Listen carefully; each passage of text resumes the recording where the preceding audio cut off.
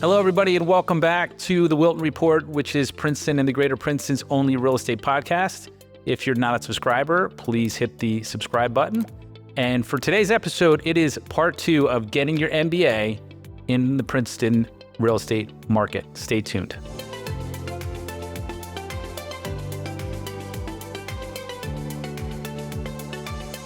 Okay, everybody, welcome back to the Wilton Report. My name is Josh Wilton, and I am the co-owner of Queenston Realty and leader of the Wilton Group. I also run Princeton Property Management Services. We own Princeton Home Connections, which builds ADUs. We have a title venture, and we have other stuff that we do, but it doesn't matter. Today, we're going to get you part 2 in your Executive MBA series. Learning the market, really just being an effective consumer. It doesn't matter if you're a buyer or a seller. You have to know the market, and there's certain things you cannot ignore. Because here's the thing. I've said this before for both of my listeners. You've heard me say this. The market doesn't care what you think. It doesn't care about your feelings about your house. It has a value. There are 9 things definitively in Princeton that determine value. You could say 8 in other towns because of the ADU factor would be the 9th. By the way, that does not include schools. So the schools is a variable. But again, schools assign value, but we're not going to get into that today. You can look back at the schools episode, which I'll link in the body of this episode. So let's get to it. The MBA in Princeton, Greater Princeton Real Estate Series. So before we do that, it's been a few weeks since we've looked at the market. Market is, I would say, actually exciting right now. It's September 29th. I forget the exact date. It's the end of the month. The end of the month is early next week. So in July 9th, we had 63 properties for sale in Princeton, 53% of the market above 2 million. And that 50+% of the market is very consistent. In August, we slipped down to 54 properties for sale. And then we were lingering through August, like 50, 55. I think at one point we dropped into the 40s, which is horrible. Maybe late in August. Today, I'm very happy to say, we're at 66 properties for sale. Some of them have contracts, which is fine. We know that, but only 48% of them above 2 million.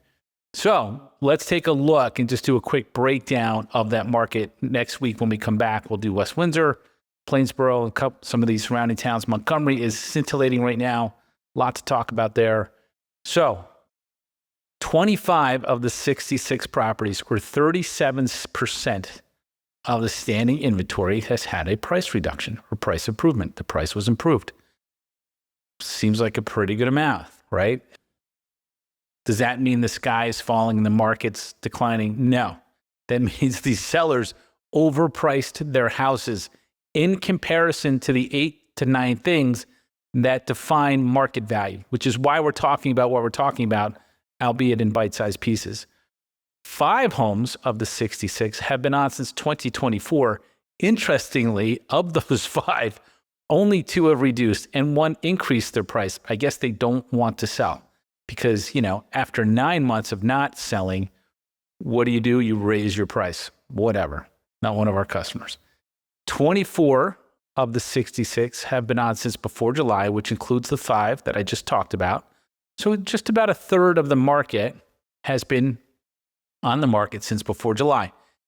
I will make a mental note to kind of show you the velocity of the market, how the market moves. But of those 24 are probably going to need a little bit of a price adjustment before they sell at this point. There's 29 active listings that have come to the market since September 1st. I don't want to say that's a lot. It's actually below historical norms. However, it's more than it's been. And if you're a listener, and both of you hopefully go back and listen to this podcast episode where I talked about when the rates started to come down about 3 to 4 to 5 weeks ago, I said as rates decline, you'll see more inventory come to the market. And here we are in September, end of September, early October, and voila, we are seeing that. Why? Because people need to move, man. People get married, people get divorced, people die, people get born, life happens, promotions, demotions, all of these things happen. A lot of these things have been put off because people are just locked into these low rates. It just, I don't want to say it prevented them from making a decision, but it's like, why move? It's cheaper to stay. As rates come down, not that it's cheaper to move, but it's less painful probably, okay? something to watch. So what does that really mean net? We're finally having a spring market, because in the spring, West Windsor, Princeton, Montgomery, you name it, there was nothing came on the market. It was awful. And just for context, like I'm going to do a little bit of a expose on Montgomery. Montgomery is scintillating right now. We put a house on the market. Again, we followed our 9 steps that we look at for pricing and getting the market ready. Had 10 offers. This was a week ago. So if you're wondering what that means, there's a lot of buyers looking on the market. 9 people are still looking for a home.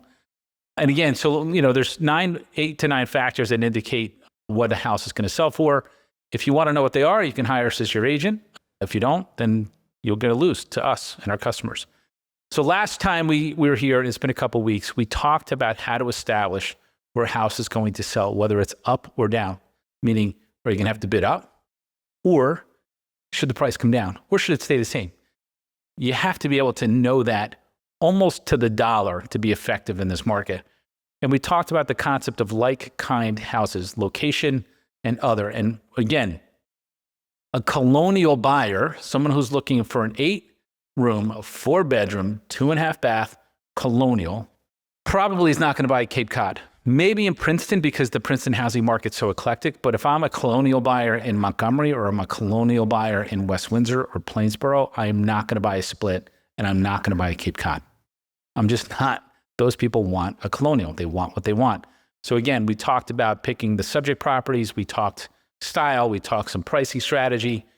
Today, we're going to kind of pivot, and whether you're a seller or a buyer, because if you're a seller, putting your house on the market effectively means you're going to solicit an effective bid, good bids, multiple bids, hopefully, if you do it right.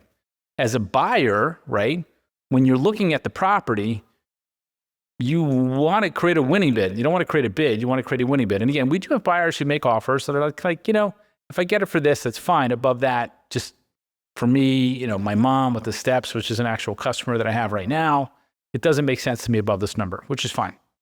But for the most part, you want to put together a winning bid. And as I always say, the asking price doesn't matter.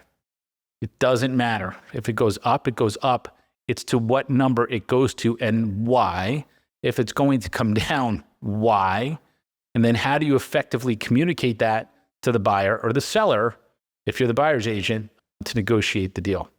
So what does matter? Today, we're going to talk about lots, and lots is the dirt. So the dirt under the house in Princeton is worth more than the house. So I was going to say that again. The dirt under the house in Princeton, a lot of times, is worth more than the house. Now, if you have a $4 million new construction, which there seems to be a lot of in town, the house, you could argue, is worth more than the dirt. But if I have a Cape Cod that's 1,400 square feet and I'm on 0.3 acres in the right neighborhood, the dirt is worth more than the house, especially if nothing in that Cape Cod had been approved, or the split. Or let's just say, pretty much every neighborhood, the dirt is worth more than the house in Princeton. I think the town, because of the historical overlay they put on the John Witherspoon neighborhood, where they crippled the property owners there and from getting their full equity. Yeah, I don't know. I don't know what the dirt would be worth, because you're inhibited with what you can do with it. Again, I call that redlining, but I got in trouble for saying that. So we'll skip that. So let's go back to the lot. The value between a conforming and non-conforming lot can be 10 to 15%. So if I'm in Littlebrook, if I'm in Riverside, if I'm in downtown on Pine Street, where the lots are 0.10, 0.09, a tenth of an acre can be a 10% to 15% difference in overall price. A tenth of an acre. So if I have a lot in Riverside that's 0.49 and a lot in Riverside that's 0.50, that lot could trade 10 to 15% different. Why is that? The reason is, one of them is, how big of a house can you build on that lot? Now, you may be totally against what we call spot lot building, which is I take a functionally obsolete house, I knock it down, and I build a new house, which is what should happen, because the house that you're living in, right? If you're one of those people, the house that you're living in was new. just so you know. Like, everybody is the benefit of new construction at some point. So when the house is functionally obsolete and it's on a conforming lot, a builder or just a regular consumer can buy that house, knock it down, and build a new house, right? That's the difference between a conforming and non-conforming lot. If it's non-conforming, I have to get a variance. And what does a variance mean? It means an attorney. It means an engineer. It means more approvals from the planning board. Now, there's other nuances too, right, that you can consider. But one of the things you have to do the math for is how big of a house you can build on that lot. Very important math to know. And another thing to know is, does that include the garage? Does it not include the garage, et cetera? The second thing you have to figure out about that lot is, can you build an ADU on the lot? Now, this is Princeton only. On the aforementioned one, if you think about the Berrien City neighborhood in West Windsor, which is just right around the train station, all those kind of like older houses, capes and splits, they're a little bit smaller houses. I would just call them like, they were modest when they were built. Well, those lots are worth so much money because I can leave my front door, walk to the Princeton Junction train station, maybe in 7 to 10 minutes, and I can be in Midtown in an hour, New Jersey Transit notwithstanding. So the value of that lot is extremely high. The Sherbrooke neighborhood in West Windsor. Matter of fact, I'll do a case study next week for West Windsor where I will show you that the assessed value of land is worth more in the northern part of West Windsor, close to the train station, than the southern part of West Windsor, closer to Robbinsville. Why? Access to transportation. So how big of a house can you build on that lot? What's the lot worth? Can you build an ADU on a lot? Now, only in Princeton can you build an official ADU, right?